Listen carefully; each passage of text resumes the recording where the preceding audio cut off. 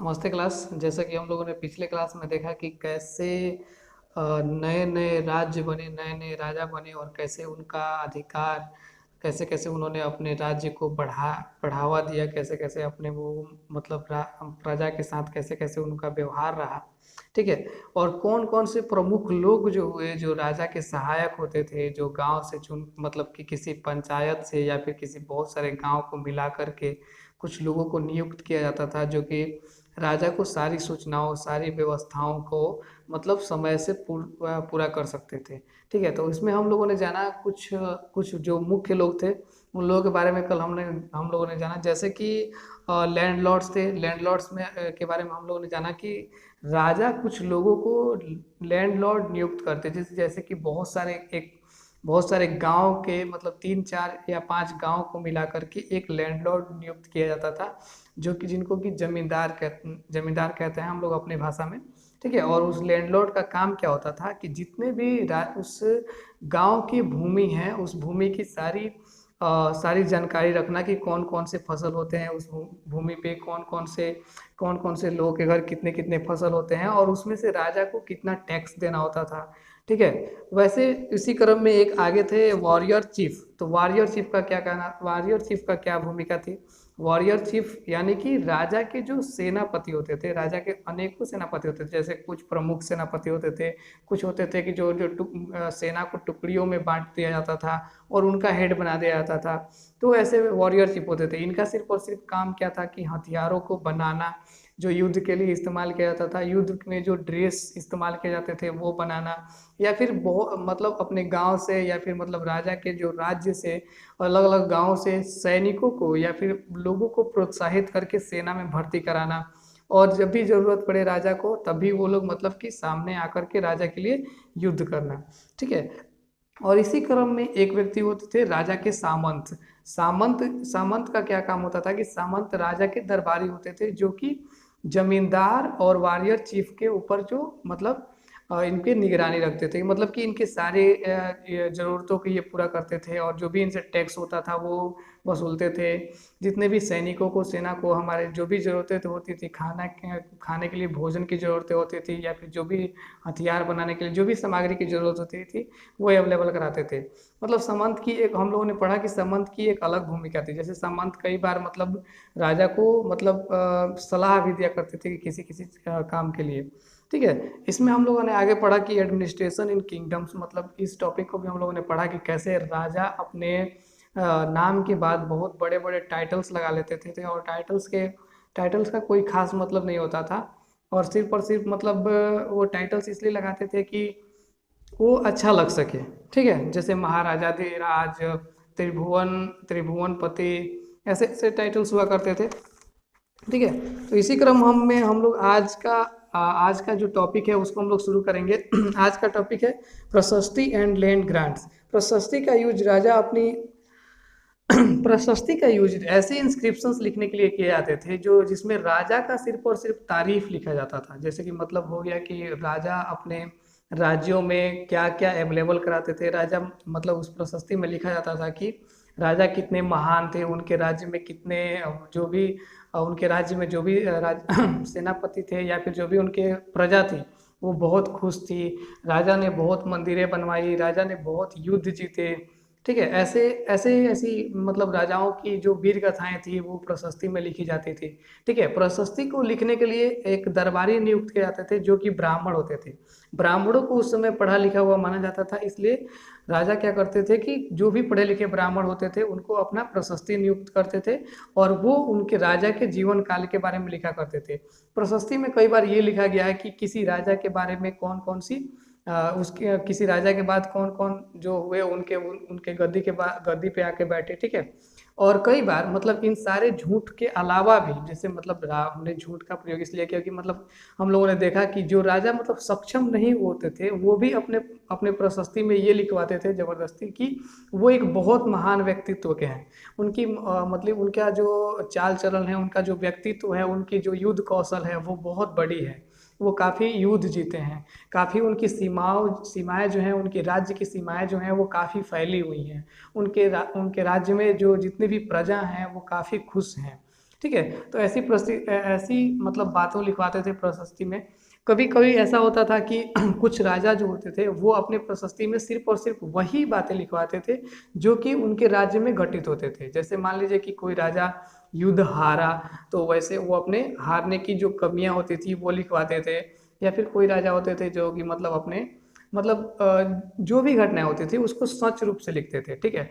तो हमने अभी जाना कि प्रशस्ति कौन होते थे। मतलब प्रशस्ति एक ब्राह्मण होते थे जो कि राजा के ही दरबार में रहते थे।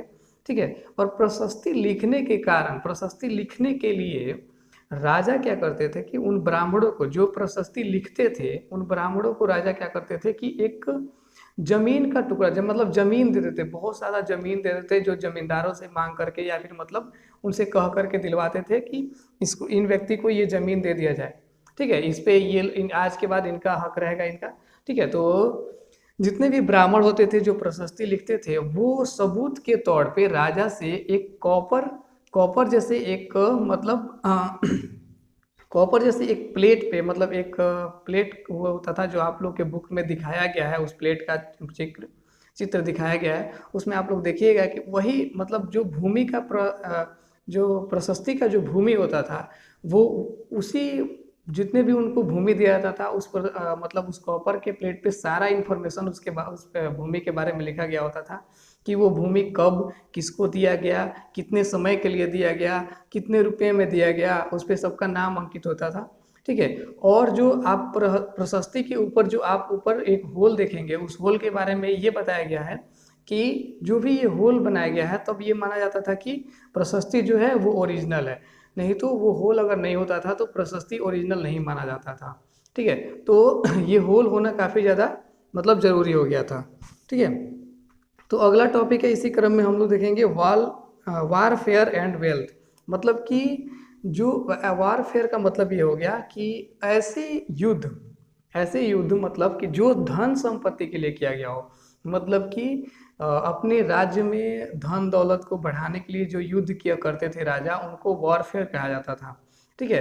तो मतलब बहुत सारे राजा होते थे, मतलब अपने बाहर अपने देश का ही ले लें तो सारे राज्यों के जो राजा थे वो किसी खास राज्य के राजा थे। जैसे मान लीजिए कि कोई दिल्ली का राजा है, कोई अजमेर का राजा है, कोई कहीं का राजा है, मतलब अलग अलग जगहों के राजा होते थे, सबकी सीमाएं बंधी हुई होती थी। ठीक है। तो सबके पास धन दौलत भी मतलब सीमित होते थे। ठीक है। तो राजा अपने धन दौलत को बढ़ाने के लिए, अपनी सीमाओं को बढ़ाने के लिए दूसरे राजा पर आक्रमण करते थे ताकि उनकी धन दौलत को लिया जा सके और मतलब कि उनसे मतलब बहुत सारी और भी जमीन को लिया जा सके जिससे कि उनकी सीमाएं बढ़ सके, उनके राज्य की सीमाएं बढ़ सके। ठीक है। तो इसी क्रम में एक कन्नौज के एक महाराज का मतलब एक राजा का उदाहरण आपकी किताब में दिया गया है जिनका नाम जयचंद्र है। जयचंद्र ने भी ऐसे ही अपने राज्य को बढ़ाने के लिए, अपने राज्य की सीमाओं को बढ़ाने के लिए, अपने राज्य में जितने भी धन दौलत हैं उनको बढ़ाने के लिए क्या करते थे कि दूसरे दूसरे राज्यों पे आक्रमण करते थे। ठीक है। और ऐसे राजाओं का आक्रमण सिर्फ और सिर्फ मतलब राज्यों पे नहीं होता था। कभी कभी ऐसा होता था कि जो राजा पहले के जो राजा होते थे वो अपने शक्ति का प्रदर्शन करने के लिए, अपनी महानता को दिखाने के लिए कि वो कितना सक्षम है, कितना उनके पास धन है, इन सारी चीज़ को दिखाने के लिए वो लोग बहुत बड़े बड़े महल बनवाया करते थे। कभी कभी वो बहुत बड़े बड़े मंदिर बनवाया करते थे और उन मंदिरों में मतलब सोने की मूर्तियाँ रखी जाती थी, हीरे जवाहरात रखे जाते थे, बहुत सारी खजाना रखी जाती थी मूर्तियों में। इसलिए कई बार कभी राजा जो होते थे वो मंदिरों पे अटैक करते थे, मंदिरों पे अटैक करके और वहाँ से वो मूर्तियाँ चुरा लाते थे, वहाँ की जो खजाना होती थी वो चुरा लाते थे। ठीक है। इस क्रम में आगे हम लोग बढ़ते हैं तो आगे बताया गया है कि एक शासक हुए जो अफगानिस्तान के थे, सुल्तान मोहम्मद गजनबी जिनका शासनकाल 997 ईस्वी से लेकर के 1030 ईस्वी तक चला।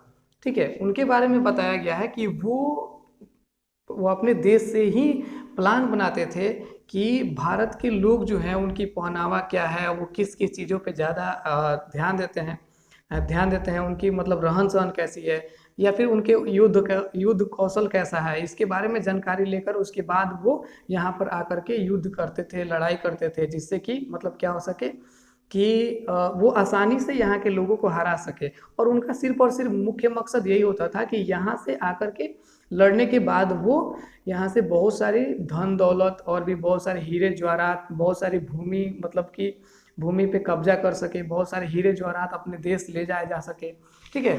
लेकिन उनके आने के रास्ते जो थे वो अलग थे। उनके आने के रास्ते थे वो अक्सर दिल्ली दिल्ली के राज्य से या फिर अजमेर के राज्य से आया करते थे, जहाँ पर उस समय दिल्ली के राज्य में और अजमेर के राज्य में, जहाँ पे उस समय की बहुत ही युद्ध कौशल राजा हुआ करते थे, जैसे कि जिनको हम लोग अच्छी भली भांति जानते हैं, सभी लोगों ने सुना होगा, जो नहीं सुने होंगे वो उनके बारे में आगे भी हम लोग पढ़ेंगे। और सिर्फ यहाँ पे उसके राज्य के बारे में थोड़ा सा बताया गया है कि वो राज्य कैसे करते थे। तो जैसे कि उनका नाम था, वो सभी लोग चौहान वंश के राजा थे, जैसे कि पृथ्वीराज चौहान तृतीय, ठीक है। तो पृथ्वीराज चौहान तृतीय ने बहुत बार मोहम्मद गजनी से युद्ध किया, और युद्ध करने के बाद सिर्फ और सिर्फ मतलब उनको कई बार अपने देश भगा दिया, छोड़ दिया, ठीक है। और वो मोहम्मद गजनी सिर्फ और सिर्फ यहाँ पे इसलिए आते थे ताकि यहाँ पे वो धन दौलत यहाँ से ले जा सके अपने राज्य में, वहाँ के लोगों को और भी ज़्यादा मतलब धनी बना सके, वहाँ के लोगों को और ज़्यादा सुरक्षित रख सके, ठीक है। इसी क्रम में हम लोग देखेंगे कि जो भी राजा, मतलब जो हम लोगों ने पढ़ा पिछले ही टॉपिक में हम लोगों ने पढ़ा कि कभी कभी कुछ राजा ऐसे हुआ करते थे जो अपने धन दौलत को बढ़ाने के लिए, अपनी सीमाओं को बढ़ाने के लिए कभी कभी युद्ध करते थे। तो वैसे ही चौहान वंश के जितने भी राजा हुए, जैसे पृथ्वीराज चौहान का ही हम लोग एग्जाम्पल लेते हैं, तो वो उस समय के धरती के वीर योद्धाओं में से माने जाते थे। माना जाता था कि वो उस समय काफ़ी मतलब युद्ध कौशल था उनके पास शब्दवेदी था, जो कि मतलब कि बहुत लोगों के पास शब्दवेदी नहीं होता था। शब्दवेदी का कहने का मतलब क्या था कि उनके आंखों पे अगर काले रंग की पट्टी बांध दी जाए और फिर से उनको युद्ध करने के लिए कहा जाए कि वो कैसे युद्ध कर सकते हैं, तो उनके पास वो भी युद्ध कौशल था, वो आसानी से इन सारी चीज़ों में भी युद्ध में निपुण थे। जैसे कि आप लोग को याद होगा महाभारत में महाराज दशरथ के पास वो सारी युद्ध कौशल थी, वो शब्दवेदी था उनके पास, वही शब्दवेदी इनके पास भी था। ऐसा भी माना, कई किताबों ने ये भी दावा किया है, कई मतलब कहानियों ने ये भी दावा किया है कि इस धरती पे अभी तक कुछ ही लोगों के पास शब्दवेदी हो सका था, शब्दवेदी का ज्ञान हो सका था, शब्दवेदी अस्त्रों का ज्ञान हो सका था, जैसे कि उसमें से पृथ्वीराज चौहान भी एक थे। और ये बात बहुत ही सही है, मतलब बहुत हद तक ही सही है कि मतलब पृथ्वीराज चौहान एक बहुत बड़े योद्धा थे। जिस समय वो युद्ध करते थे तो वो मतलब उनकी राज्य की सीमाएं जब बहुत बड़ी थी, बहुत उन्होंने युद्ध करते करते अपनी राज्य की सीमाओं को बहुत बढ़ा दिया। उनके राज्य में ये भी माना जाता है कि जो भी जनता थी वो सुखी थे, ठीक है। ऐसी ऐसी बहुत सारी मान्यताएं हैं। तो आगे हम लोग पढ़ेंगे a closer look to the Cholas, मतलब हम लोग चोल वंश के बारे में हम लोग पढ़ेंगे कि अब चोल वंश क्या है। तब तक के लिए धन्यवाद। और जो जिन लोगों को भी इस वीडियो से या फिर पिछले वीडियो से जो भी समस्याएं होंगी वो बताएंगे जरूर, ठीक है। और ये भी बताएंगे कि ये वीडियो में आपको कुछ जो अगर समझ में नहीं आया होगा तो वो तुरंत बताएंगे, ओके। तब तक के लिए धन्यवाद, बाय बाय।